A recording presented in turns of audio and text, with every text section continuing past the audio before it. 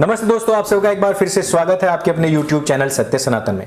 आज हम पहुंचे हैं एक बार फिर से शांतनु गुप्ता जी के पास में, क्योंकि मुद्दे आपके बहुत सारे हैं, सवाल आपके बहुत सारे थे।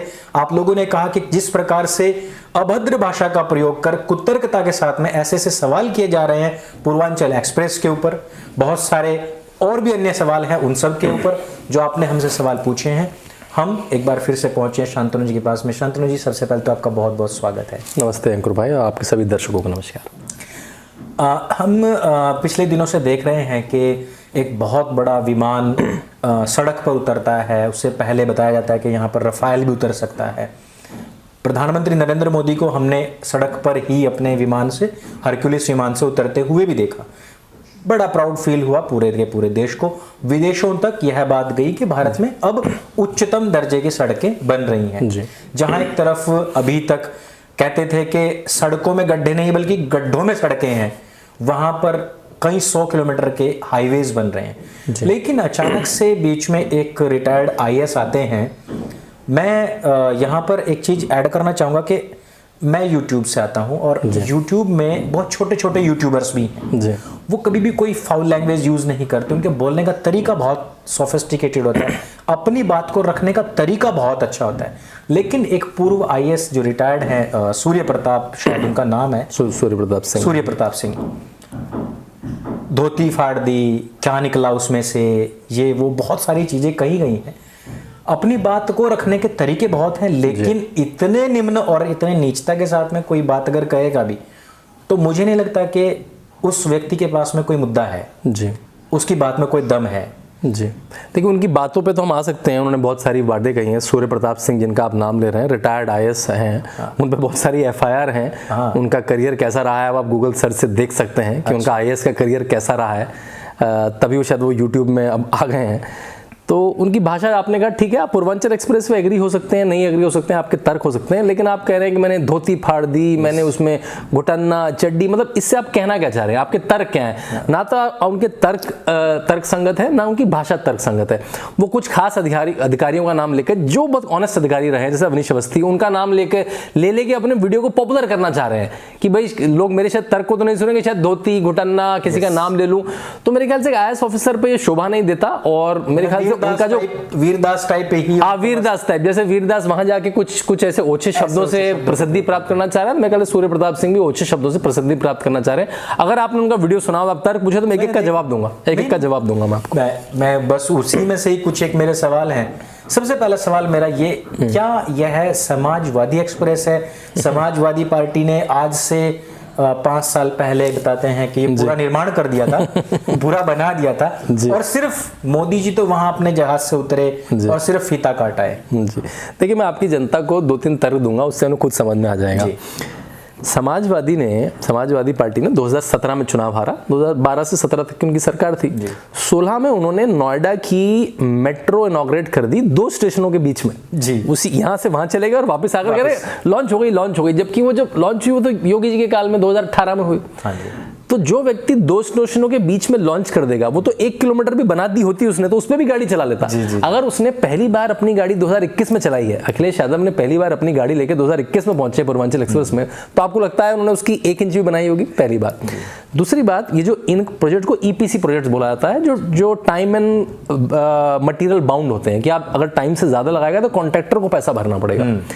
ऐसे में जो लॉ कहता है कि आपको 80% जमीन अधिकृत करनी पड़ती है, एक्वायर करनी पड़ती है, उसके बाद ही आप टेंडर इशू कर सकते हैं, नहीं तो टेंडर इनवैलिड माना जाता है। और वो 80% की नॉर्म यूपीडा ने 90% बना ली है।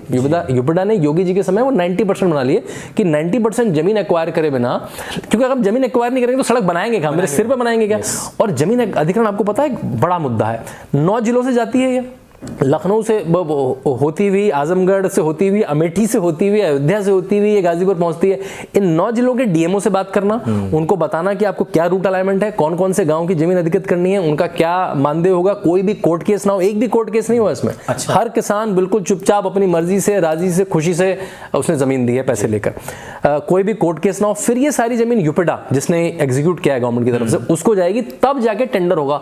उन्होंने क्या करा, कुछ 18-20% लैंड एक्वायर करी और टेंडर टेंडर कर दिया, वो टेंडर इनवैलिड होना ही था। क्योंकि वो टेंडर चलेगा ही नहीं, क्योंकि 18% पे वो बिल्डर किस पे बनाएगा? अखिलेश यादव के घर के ऊपर बनाएगा क्या? तो लेकिन उन्होंने कह दिया कि समाजवादी पूर्वांचल एक्सप्रेसवे है, समाजवादी क्योंकि पार्टी का नाम डालना था। और मैं आपको एक बात और बताता हूं अंकुर जी, 2016 दिसंबर, 2 महीने पहले, 2 महीने में नहीं, मात्र 17-18 दिन पहले चुनाव की घोषणा से इन्होंने क्या करा, लखनऊ में बैठे कंप्यूटर से टिक टिक करके 300 प्रोजेक्ट लॉन्च कर दिए, 60,000 करोड़ के। अब क्या होता है, जब भी मैं चैनल की डिबेट में जाता हूं तो चैनल का प्रवक्ता जो समाजवादी पार्टी से आता है, अगर योगी जी की किसी परियोजना का नाम, मोदी जी की किसी परियोजना का नाम मिलता जुलता भी होता है उन 300 प्रोजेक्ट से जो कंप्यूटर से बैठ के टिक टिक करके लॉन्च किए गए थे, ये तो हमारा प्रोजेक्ट है। मतलब ये तो ऐसा है कि आपका सत्य सनातन चैनल है, मैं सोच लूं कि मैंने बनाया, मेरा है क्योंकि मैंने सोचा था। बिल्कुल। देखिए, सोचने से और कागज पे लिखने से कार्य नहीं होता, जमीन पे खटना पड़ता है, पसीना लगाना पड़ता है, मेहनत करनी पड़ती है, उसमें करप्शन रोकना पड़ता है, तब जाके वो सड़क जमीन पे आती है। तो अब आपको दर्शक समझ गए होंगे कि किसका एक्सप्रेसवे हो, वो कैसे बना। आप टेंडर की डेट देख सकते हैं, आप पेमेंट की डेट देख सकते हैं, सबको पता है कि वो 2018 से 2021 के बीच में बना। और इसके बीच में उत्तर प्रदेश के पूर्वांचल में 20 साल में सबसे ज्यादा वर्षा हुई। आपको पता है वर्षा में सड़क बनाना कितना मुश्किल है। बहुत मुश्किल। इसी बीच डेढ़ साल का या 2 साल का कोरोना पीरियड भी रहा, जिसमें पूरा लॉकडाउन हो गया। तो उस सब के बावजूद भी ये समय पर बनके तैयार हुआ है। तो मेरे ख्याल से जनता जो वहां देख रही है वो तो देख रही है ना, उसके सामने जमीन ली जा रही है, उसके सामने सड़क बन रही है, तो वो देख रही है। तो पूर्वांचल में किसी को संशय नहीं है। हाँ, पश्चिम में कुछ लोगों ने यूट्यूब देख के सूर्य प्रताप सिंह जैसे धोती वाले वीडियो देख के किसी को भ्रम हुआ, तो उसके लिए आपका वीडियो कारगर रहेगा। ये तथाकथित आईएएस ये भी कह रहे हैं कि ये तो सिर्फ 3 जिलों को ही जोड़ रहा है जो पूर्वांचल एक्सप्रेस है, आपने भी 9 जिले बताए। देखिए, इनकी ना कई बातें बड़ी फनी है। ये कह रहे हैं कि तो 3 जिलों को पूर्वांचल के जोड़ रहा है, बाकी तो अवध के हैं। अगर मुझे लखनऊ से गाजीपुर जाना है तो मैं क्या, अगर कोई अवध में आता है, बाकी सब वो पूर्व के ही जिले हैं सारे, अगर कोई लखनऊ अवध से आता है तो मैं वहां से क्या हवा से उड़ के पहुंच जाऊंगा, मुझे जाना तो सड़क से ही पड़ेगा। तो अगर 2 जिले वो अवध की डेफिनेशन में आते हैं तो इसे कहते हैं बाल की खाल निकालना। कि वो तो नाम के ऊपर सिर्फ नाम पहले भी समाजवादी पूर्वांचल एक्सप्रेस में था। तो जो आपके खासम खास हैं, जिनके लिए शायद आप सूर्य प्रताप सिंह शायद पॉलिटिकल टिकट ट्राई कर रहे हैं, तो उनसे कहिए कि उन्होंने पूर्वांचल एक्सप्रेस क्यों नाम रखा। कोई एरिया था ही नहीं वहां। समाजवादी तो समाजवादी क्या था नाम, उस पे चर्चा करिए। तो मैं कहते तर्क को वितर्क करना, लोगों को पता है कि अब जिस जगह जाने में उनको 10 घंटे लगते थे, तर्क क्या है, 10 घंटे लगते तब केवल 4 घंटे लगेंगे। आप समझ सकते हैं 10 घंटे और 4 घंटे कितना फर्क होता है। अब आप 10 घंटे में बिहार बॉर्डर से, बक्सर से आप दिल्ली आ सकते हैं 10 घंटे में, जो आपको लखनऊ आने में लगते थे। मजे की बात, सबसे फायदा पता है किसको होगा इस एक्सप्रेसवे का? अखिलेश यादव को। कैसे होगा? उनकी कॉन्स्टिट्यूंसी है क्या? आजमगढ़ जाने लगते थे 5.5 से 6 घंटे, अब लगेंगे मात्र 1.5 से 2 घंटे। तो आज तक वो जाते नहीं थे। तो मुझे लगता है आप कम से कम अपने घर से निकलेंगे, बड़ी गाड़ी में बैठेंगे और अपनी कॉन्स्टिट्यूंसी, जो उनकी लोकसभा कॉन्स्टिट्यूंसी है, उनकी पार्लियामेंट में अटेंडेंस है 36%, तो वो पार्लियामेंट भी नहीं जाते हैं और अपनी कॉन्स्टिट्यूंसी भी नहीं जाते हैं। तो पार्लियामेंट आने के लिए तो वैसे भी हवाई जहाज है, लखनऊ से दिल्ली आ सकते हैं, वो क्यों नहीं आते पता नहीं। लंदन ज्यादा दिखते हैं, विदेश ज्यादा दिखते हैं दिल्ली में और आजमगढ़ दिखते हैं, लेकिन कम से कम अब 1.5-2 घंटे में वो अपनी कॉन्स्टिट्यूंसी पहुंच पाएंगे। तो नाम में मेरे ख्याल से वो पूर्वांचल क्यों है, उसको अवध पूर्वांचल बोल देते तो कुछ अलग हो जाता। तो मेरे ख्याल से आईएएस के लेवल के तर्क ही नहीं है, वो एक बचकाने मस्खरे टिकटॉक टाइप के तर्क है उनके। टिकटॉक के लग रहे हैं वो, यूट्यूबर भी मुझे तो नहीं लग रहे। जी, आपने जो बात बताई, मुझे लगता है कि यूपी के 2 लड़के, शायद आपको याद जी बिल्कुल, यूपी के दोनों लड़कों की अटेंडेंस के मामले में वो फिसड्डी ही हैं जी। और दोनों की कॉन्स्टिट्यूंसी आती है इसमें, मतलब उनकी तो पूर्व कॉन्स्टिट्यूंसी है, उनको तो वायनाड भगा दिया गया, उनकी पूर्व कॉन्स्टिट्यूंसी जो परिवार का क्षेत्र है वो भी आती है इस पे। बट आई थिंक कॉन्टेस्ट फिर से करेंगे अमेठी, पता नहीं, मुझे लगता है अब तो लोगों ने भगा दिया है। अब तो उन्होंने अपनी बहन को मोर्चा दे रखा है, क्योंकि बहन इंदिरा गांधी जैसी दिखती है, ये उनकी काबिलियत है। हाँ, ये उनकी काबिलियत है, इसलिए वो उत्तर प्रदेश में आ रहे हैं। जी जी। कहा जा रहा है कि इसमें 13 अप्रोक्सीमेटली इसमें एग्जिट्स हैं जी। इसको तो हम एक्सप्रेसवे कह ही नहीं सकते। देखिए, पता नहीं सूर्य प्रताप सिंह कहाँ से तर्क लाते हैं, वो आईएएस थे भी नहीं थे, एक बार आप चेक करिए। इसी वजह से मतलब एनएचएआई की कौन सी परिभाषा है जो एग्जिट के हिसाब से एक्सप्रेसवे बना। देखिए, एक्सप्रेसवे की परिभाषा क्या होती है, मैं आपको आपके दर्शकों को सीरियसली बताता हूँ, क्योंकि हम वो चड्डी घुटने और धोती वाला चैनल नहीं है। एक्सप्रेसवे की परिभाषा क्या होती है? जिसमें आपकी एंट्री और एग्जिट कंट्रोल्ड होती है। उसमें आपके दोनों साइड बैरियर लगे होते हैं, उसमें आप टोलिंग होती है उसमें, है ना, जो आप टोलिंग फ्री भी कर सकते हैं, पैसे भी दे सकते हैं, जिसमें आपका समय तय है कि अगर मैं लखनऊ से निकला तो मैं 4 घंटे में आजमगढ़ पहुंच जाऊंगा। अभी ऐसा अंदाजा नहीं है कि ट्रैफिक होगा नहीं हो, क्योंकि वो एक स्मूथ चलेगा। देखिए, एग्जिट तो होंगे उसमें, अगर एग्जिट नहीं होंगे तो मैं आजमगढ़ से कैसे चढ़ूंगा उसमें, तो मैं अयोध्या से कैसे चढ़ूंगा उसमें, तो मैं अमेठी से कैसे चढ़ूंगा उसमें, फिर तो मतलब मैं अगर मैं लखनऊ से चढ़ा तो केवल गाजीपुर उतर पाऊंगा। तो एग्जिट और इंटरचेंज तो कराने ही पड़ेंगे। हाँ, इंटरचेंज पहले कैसे बनते बनते थे और अब कैसे बनते हैं मैं आपको बताता हूँ। आगरा एक्सप्रेस वे पता है आपको? अखिलेश के टाइम पे बना, उन्होंने अधूरा 80% में ही लॉन्च कर दिया, उसमें बहुत सारे एक्सीडेंट भी हुए, वो अलग बात है। लेकिन उसमें एक जगह आती है इटावा जी। इटावा में ही सैफई में, फिरोजाबाद में कम से कम 5 इंटरचेंज दे दिए। मतलब एक छोटे से एरिया में 5 इंटरचेंज अपने एरिया में। और एक इंटरचेंज में अंकुर भाई कितने पैसे लगते हैं? 100 से 150 करोड़ रुपए लग जाते हैं एक इंटरचेंज बनाने में, मतलब केवल आपने अपने एरिया में। और ये एक्सप्रेसवे तो जो गोरखपुर से जा सकता था थोड़ा टेढ़ा मेढ़ा करके, गोरखपुर नहीं जाता है ये थोड़ा टेढ़ा मेढ़ा करके बनारस भी जा सकता था, वहां नहीं जाता है क्योंकि वो फिजिबल नहीं है, वो रूट अलाइनमेंट में नहीं आता है। लिंक से बाद में अब लिंक एक्सप्रेसवे बन रहे हैं कि उससे लिंक करने के लिए गोरखपुर एक्सप्रेसवे बन रहा है। कैसे बलिया लिंक होगा, कैसे ये देखा गया कि एनएच क्या कर रहा है, नेशनल हाईवे अथॉरिटी क्या कर रही है, उनसे हम ओवरलैप ना करें। पहले ऐसा कुछ नहीं था, हम जो बना रहे हैं मन बनाएंगे, जहां से हमारा मन आएगा ले जाएंगे, इसके घर ले जाएंगे, उसके घर ले जाएंगे, ऐसे एक्सप्रेसवे लग रहा है। आपके घर की दुकान है क्या? मुझे ये बड़ा सुनकर तो ये ऐसी कोई नहीं है कि एग्जिट के हिसाब से एक्सप्रेसवे डिसाइड होते हैं। एक्सप्रेसवे की अपनी परिभाषा है, इंडियन रोड कांग्रेस के सारे मानक पूरा करके। तो ये बड़ा मतलब देखिए, जिसपे इतना बड़े विमान उतर सकते हैं, इतने हैवी विमान होते हैं, उतना लोड ले सकता है, वो दिखाता है कि कितने हाई क्वालिटी के। मैं 3 साल यूरोप में रहा हूं, मैंने यूरोप के हाई स्पीड एक्सप्रेसवे देखे हैं और अब मुझे गर्व होता है कि मेरे देश में भी ऐसे एक्सप्रेसवे बन रहे हैं। वीडियोस क्लिप आती थी विदेशों से कि देखो वहां तो ये होता है, बिल्कुल, लेकिन हमारी सड़कें उस लायक है ही नहीं। बल्कि मुझे आश्चर्य भी हुआ था कि बनारस और गोरखपुर तो जाना ही चाहिए था, क्योंकि 2 बड़े दिग्गज उत्तर प्रदेश के यहाँ से आते हैं, लेकिन वहां से कहीं वो गुजरा भी नहीं है। देखिए, क्योंकि कुछ बनारस की बहुत सारी चीजें नेशनल हाईवे ने कवर कर ली है, गोरखपुर से लिंक एक्सप्रेस बन रहा है, लेकिन केवल मैं रूट को इसलिए चेंज कर दूं क्योंकि ये प्रधानमंत्री की कॉन्स्टिट्यूंसी है, क्योंकि वो एक मुख्यमंत्री की कॉन्स्टिट्यूंसी है, वो गलत निर्णय होगा। जैसे मैंने आपको बताया कि वहां पर इटावा के बाद 5 इंटरचेंज दे दिए गए और बाकी इंटरचेंज डिस्ट्रीब्यूटेड भी ठीक से नहीं है। गरीब आदमी इस एक्सप्रेसवे पर नहीं चढ़ पाएंगे, बहुत कम लोग इस पर चल पाएंगे, ऐसा भी सवाल ये भी तर्क है। सूर्य प्रताप सिंह भी कह रहे हैं, रवीश कुमार भी कह रहे हैं, इसमें गरीब कैसे चलेगा।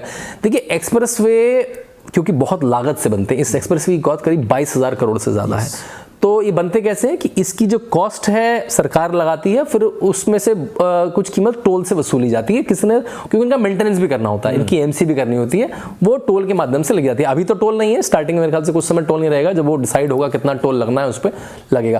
देखिए, सारे एक्सप्रेसवे जो बड़े हैं, चाहे वो आगरा एक्सप्रेसवे हो, चाहे वो नोएडा से आगरा का एक्सप्रेस हो, ऐसे ही चलते हैं। तो ऐसा नहीं है कि इसमें कोई टोलिंग की नई व्यवस्था निकल के आई है। और जब व्यक्ति बस में चलेगा, सरकारी बसें चलेंगी इस पे, तो बस का किराया नहीं बढ़ने वाला है। तो वो तो उसको खुद तो लेके जाएगा नहीं, वो बैलगाड़ी लेके 350 किलोमीटर तो जाएगा नहीं। तो मेरे ख्याल से ये कुतर्क है। एक्सप्रेसवे तो कश्मीर से लेकर अगर कन्याकुमारी तक है तो उनमें टोलिंग होती है। तो कोई टोल कोई नया शब्द तो है नहीं, सूर्य प्रताप सिंह ने आज तक टोल शब्द नहीं सुना। सरकारी बस का किराया तो नहीं बढ़ता है उससे, सरकारी बस का किराया वही रहेगा। अगर वो किसी जीप, टैक्सी, ट्रैकर में जाता है तो जो किराया देता है, लेकिन समय बच जाएगा। देखिए, समय भी तो कीमत है। अगर आप 10 घंटे में पहुंच रहे हो, 4 घंटे में पहुंच रहे हैं, आप दिन में सुबह जाके वापस आ सकते हैं। आपकी एक दिन की दिहाड़ी बच गई। बल्कि मैं तो सोचता हूँ एक आया ऐसे सोचेगा, नहीं तो उसे 10 घंटे अगर वो लखनऊ जाएगा, उसे एक रात रुकना पड़ेगा, वहां का होटल धर्मशाला का खर्चा करना पड़ेगा, कुछ भी काम है से लखनऊ में, फिर वापस आना पड़ेगा जी। तो उसके 2 या 2.5 दिन खर्च हो जाएंगे। अब वो एक दिन में पूरा काम कर सकता है, उसकी 3 दिन की दिहाड़ी बच गई। मैं तो ऐसे सोचूंगा।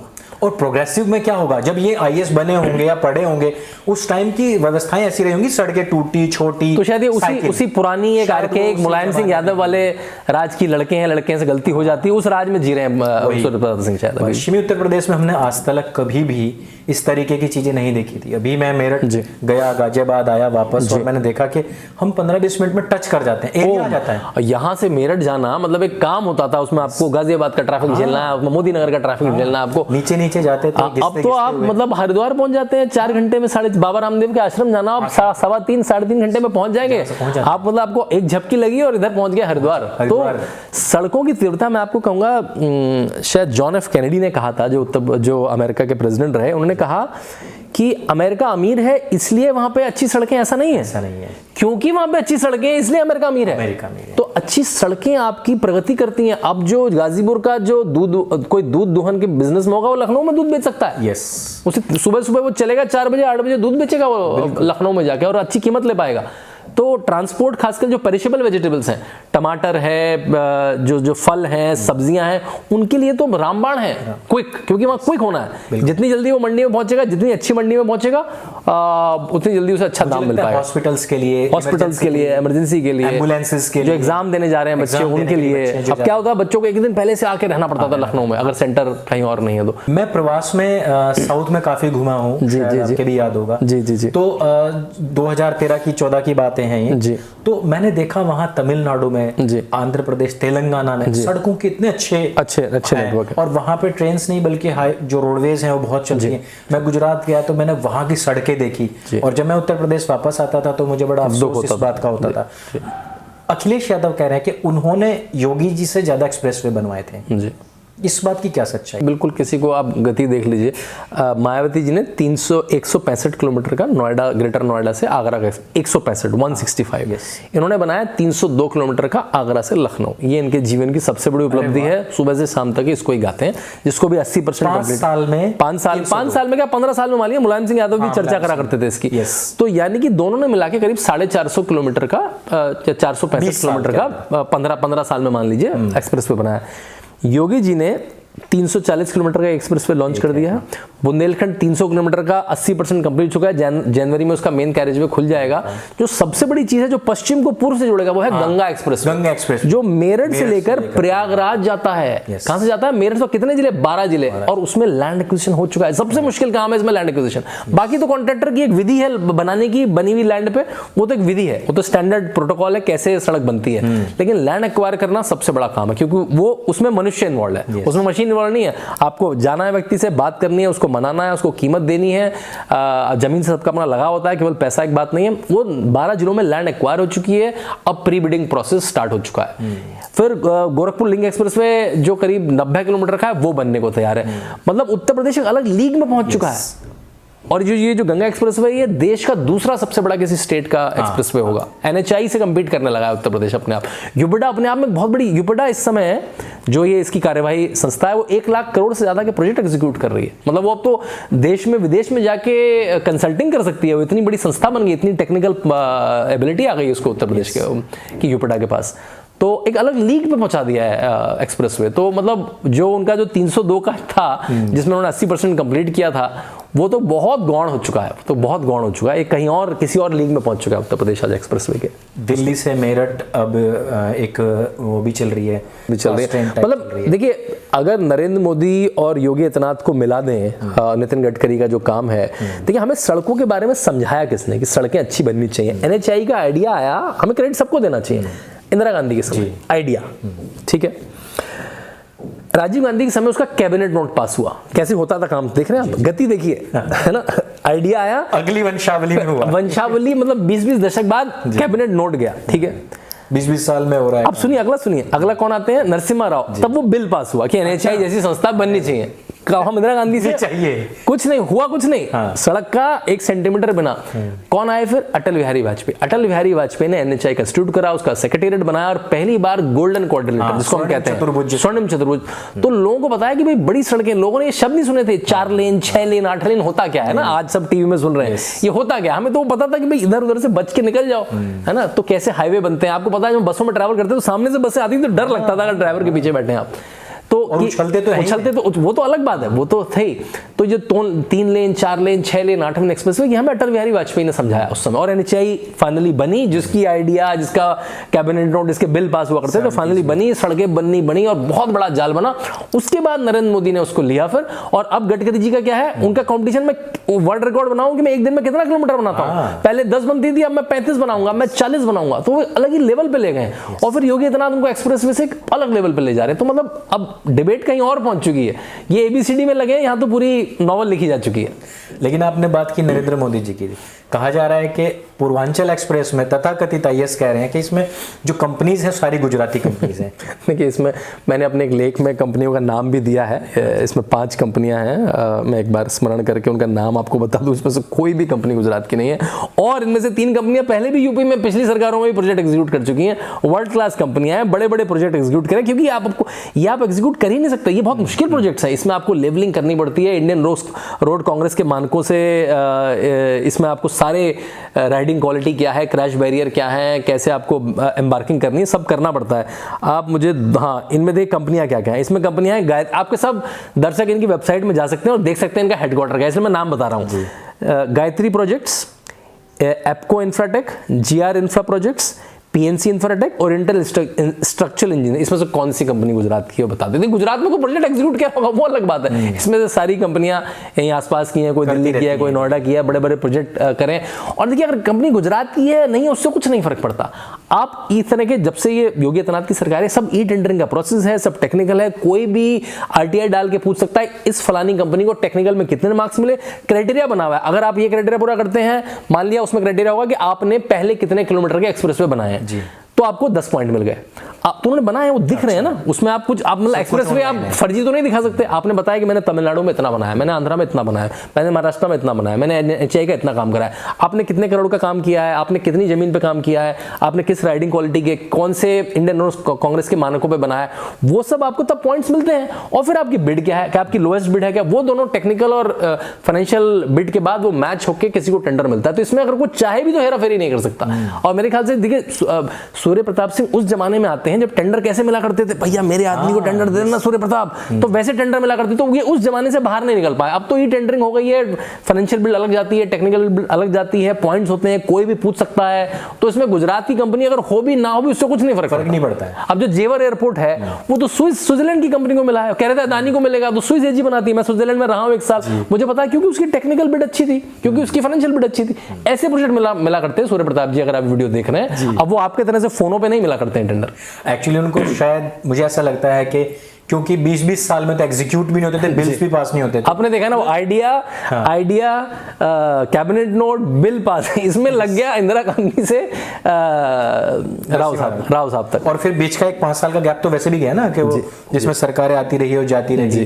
तो अब 7 साल के अंदर अंदर और योगी जी के 4.5 साल के अंदर अंदर इतना सारा कुछ काम हो गया है, तो शायद हो सकता है कि कहीं ना कहीं उनको ऐसा लग रहा हो कि ये कैसे हो गया, क्योंकि उनके लिए अलग परंपरा है बिल्कुल। ये फोन वाली, पर्ची वाली, रिश्वत वाली परंपरा नहीं है, दूसरी परंपरा है। इसमें समझ पाने में भी समय लगेगा, शायद 7 साल और लगेंगे। वो अपने भी धोती खोल, घुटन्ना, चड्डी, इसी में खुश रहे हैं। तो मेरे ख्याल से वो यूट्यूब के लाइक के लिए, व्यू के लिए, ये मतलब स्टैंड अप कॉमेडी मोड पे ज्यादा जा रहे हैं, ना कि वो तथ्य और फैक्ट्स के मोड में जा रहे हैं। स्टैंड अप कॉमेडी, जैसे वो आपने क्या बताया, वो लड़का है वीरदास, छिछोरे शब्द बोल दो 4, भाई वीडियो देख लेंगे लोग उपहास के लिए, ठीक है, आप एंटरटेन करिए, लिए 150 करोड़ का भारत है, कोई ना कोई तो देख ही लेगा, ठीक है, बिल्कुल। अगला इसमें ये बात उठाई गई है कि जो इसका स्पेसिफिकेशन है वो काफी लो है, और इसकी जो पर किलोमीटर कॉस्ट है वो काफी ज्यादा है। आगरा एक्सप्रेसवे की कंपैरिजन में आप इसको कैसे देखते हैं? देखिए, आगरा एक्सप्रेसवे 302 किलोमीटर का है और ये 341 किलोमीटर का है। वो 6 जिलों से होकर निकलता है या 9 जिलों से होकर गुजरता है। इसमें बहुत सारे ओवर ब्रिज हैं, बहुत सारे अंडर ब्रिज हैं, बहुत सारे आरओबी हैं। तो क्या रूट अलाइनमेंट है, उससे कॉस्ट बहुत निर्धारित होती है। आगरा एक्सप्रेसवे बना 2012 से पहले, तब की स्टील की, तब की पत्थर की, तब की तारकोल की, तब की इंजीनियरिंग की कॉस्ट और आज की इंजीनियरिंग मजदूरी की कॉस्ट कितनी बढ़ चुकी है। तो पहले तो ये देखिए। अब 2 जो एक्सप्रेसवे होते हैं उसके बीच में एक मीडियन होता है, ना देखा हो ना, जो गैप होता है ना। इंडियन रोड कांग्रेस का है कि जो शहरों के जो हाईवे हों, जो शहरों के बीच से होकर गुजरते हैं, उसमें कम से कम 2.5 मीटर होना चाहिए, है ना। और जो रूरल एरिया, क्योंकि वहाँ जगह जमीन ज्यादा होती है, वो कम से कम 4.5 से 5 मीटर के होने चाहिए। यहाँ पे वो मीडियम 5.5 मीटर का है। अरे आगरा एक्सप्रेस में वो 4.5 मीटर का, उससे बड़ा फर्क पड़ता है, क्योंकि अगर कोई एक्सीडेंट होता है तो जितनी दूरी होती है। और यहाँ पे पूरे अलॉन्ग मेटल के क्रैश बैरियर लगे हैं, बहुत कॉस्ट बढ़ जाती है।